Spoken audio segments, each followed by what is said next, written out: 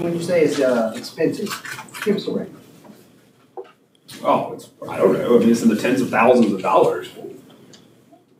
It's in good car money. How much? Yeah, I mean, it's your standard probe is your standard TTE probe is what, $10,000 or so, $8,000 to $10,000. So the TE is going to certainly be more than that. It's a more complicated probe. But also remember, cost isn't the only barrier.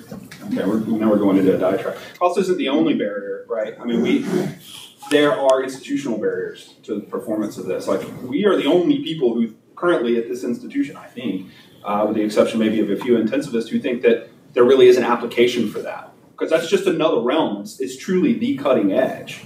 So there's going to be, like it or not, a lot of people who don't think we should be doing that. So we got to overcome those barriers as well. Perhaps those, just to take a counter argument, perhaps the people that think we shouldn't be doing it may in fact be correct. But in an era of declining overall healthcare dollars and a shrinking healthcare dollar pie, do we want to be spending massive dollars, for an unproven technology?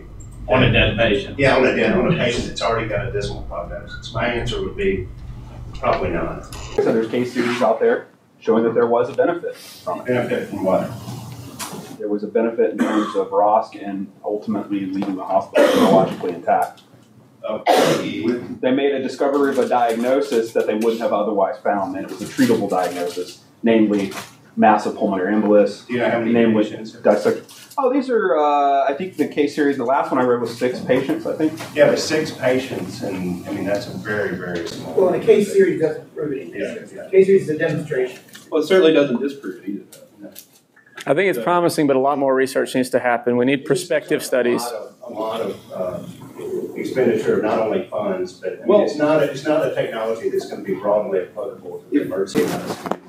If we're going to use that argument that maybe we shouldn't be doing it, then you could follow with the argument maybe we shouldn't be doing TTE either.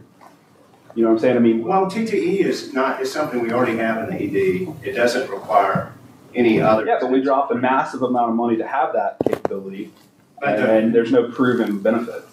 But we all know that there is a benefit in doing it in your own personal experience, because maybe an aortic dissection with peripheral tamponade or maybe a massive PE. You push lytics on one of those, it's a guaranteed death's probably going to be death. But TTE, dissection anyway. But the difference in TTE in my mind is that TTE is something that you can make an argument might be more widely used than transesophageal echo because of the difficulty in placing the probe, the extra training that would be required for TTE, whereas transthoracic is something that's a little more applicable to the broader EM universe, not just at a few niche centers.